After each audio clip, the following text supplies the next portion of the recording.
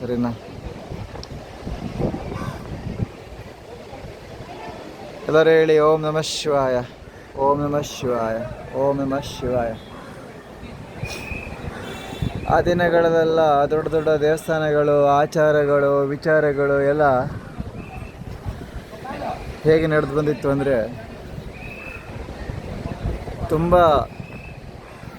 ನ್ಯಾಯ, ನೀತಿ, ಧರ್ಮದಂತೆ ನಡೆದು ಬಂದಿತ್ತು. ಏನು ಹೇಳಿ? ಆ ದಿನಗಳಲ್ಲೆಲ್ಲ ಆಚಾರ ವಿಚಾರಗಳು, ಬದುಕುವ ರೀತಿ ನೀತಿಗಳೆಲ್ಲ ನ್ಯಾಯ ನೀತಿ ಧರ್ಮದಂತೆ ನಡೆದು ಬಂದಿತ್ತು. ಆದರೆ ಇವತ್ತಿನ ದಿನ ನ್ಯಾಯಕ್ಕೆ ನೀತಿಗೆ ಧರ್ಮಕ್ಕೆ ಎಲ್ಲ ಬೆಲೆ ನಿಜವಾಗ್ಲೂ ನಾವು ನೀವೆಲ್ಲ ಕೊಡ್ತಾ ಇದ್ದೀವ ಅಂತ ನಾವುಗಳೇ ಯೋಚನೆ ಮಾಡ್ಕೋಬೇಕು. ಅದು ತಿನ್ನೋದ್ರಲ್ಲಾಗಿರ್ಬೋದು, ಉಣ್ಣೋದ್ರಲ್ಲಾಗಿರ್ಬೋದು, ದೇವರ ಆರಾಧನೆ ಮಾಡೋದ್ರಲ್ಲಾಗಿರ್ಬೋದು, ಮಾತಲ್ಲಾಗಿರ್ಬೋದು ವೀಕ್ಷಕರೇ. ಯಾಕೆ ನಾವು ನೀವೆಲ್ಲ ನಿರ್ಧಾರ ಮಾಡಬೇಕು ಅಂದರೆ ಮುಂದಿನ ದಿನ ಬದುಕೋರು ನೀವೇ ಆಗಿರಬೇಕು ಬಿಟ್ಟರೆ ಬೇರೆ ಧರ್ಮದವರಾಗಿರಬಾರ್ದು ಅಂತ. ಇವತ್ತಿನ ನಾನು ನಿಮಗೆ ನಿಜ ಹೇಳಬೇಕಾ, ಕೆಲವರಷ್ಟೇ ಉಳ್ಕೊಂಡಿರೋದು, ಇಲ್ಲ ಸಾಮಾನ್ಯವಾಗಿ ಮುಸ್ಲಿಂ ವಶೀಕರಣ ಆಗಿಬಿಟ್ಟಿದ್ದಾರೆ. ತುಂಬ ಜನ ನೋಡಿದ್ದೇನೆ. ಮುಸ್ಲಿಂ ವಶೀಕರಣ ಅಂದರೆ ಗೊತ್ತಾಯ್ತಾ? ಎಲ್ಲ ಅವ್ರು ಕೊಟ್ಟಿದ್ದೇ ತಿಂದು ತಿಂದು ತಿಂದು ಅವ್ರ ಥರನೇ ದೇಹವನ್ನು ಬೆಳೆಸ್ಕೊಂಡು ಅವ್ರ ಥರನೇ ವಿಚಾರಗಳು ಆಚಾರಗಳೆಲ್ಲ ಬರ್ತಾಯಿದೆ. ತುಂಬ ಜನರಲ್ಲಿ ನಾನು ಗ್ರಹಿಸಿದ್ದೇನೆ. ನನಗೆ ತುಂಬ ದೇವಸ್ಥಾನಗಳನ್ನು ಸುತ್ತಿ ಬಂದೆ. ಈ ಒಂದು 8ರಿಂದ 10 ದಿನ ಆಯಿತು ದೇವಸ್ಥಾನಗಳನ್ನು ಸುತ್ತಿ. ಅದನ್ನು ನಾನು ಗ್ರಹಿಸೋಕ್ಕೆ ಹೋಗಿರೋದು. ಏನಾಗ್ತಾಯಿದೆ, ಏನು ನಡೀತಾ ಇದೆ, ಯಾರು ಬರ್ತಾ ಇದ್ದಾರೆ ದೇವಸ್ಥಾನಕ್ಕೆ, ಯಾರಿದ್ದಾರೆ.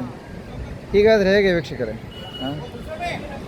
ನಮ್ಮ ಸನಾತನ ಧರ್ಮ, ನಮ್ಮ ದೇವರ ವಿಚಾರ ಆಚಾರಗಳನ್ನು ಉಳಿಸ್ಕೊಂಡು ಹೋಗೋರು ಯಾರು? ಮುಂದಿನ ದಿನ ಇಲ್ಲಿ ಏನಾಗ್ಬೋದು, ಏನಾಗ್ತಾ ಇದೆ?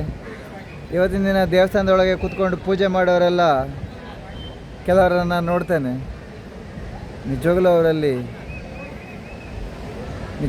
ನಮ್ಮ ಸನಾತನದ ಒಂದು ಧರ್ಮದ ಒಂದು ಚೂರು ಗುಣಗಳಿಲ್ಲ ವೀಕ್ಷಕರೇ. ಕೆಲವರಲ್ಲಿ ಮಾತ್ರ ಇದೆ. ಇದೆಲ್ಲ ಮನಸ್ಸಿಗೆ ತುಂಬ ದುಃಖ ತರ್ತದೆ ವೀಕ್ಷಕರೇ. ನಾನು ಅದಕ್ಕೆ ಕೆಲವೊಮ್ಮೆ ನನಗೆ ಬೇಜಾರು ಅನಿಸುತ್ತೆ, ತುಂಬ ದುಃಖ ಅನಿಸುತ್ತೆ ವಿಚಾರ ಮಾಡಿದಾಗ. ನನಗೇ ಯಾಕೆ ಹಾಗಾಗ್ತಾಯಿದೆ ಅಂತ ಗೊತ್ತಿಲ್ಲ. ನಿಮಗೂ ನಿಜವಾಗ್ಲೂ ಆ ಥರ ಆಗ್ತಾಯಿದೆಯಾ ಅಥವಾ ಇಲ್ವಾ?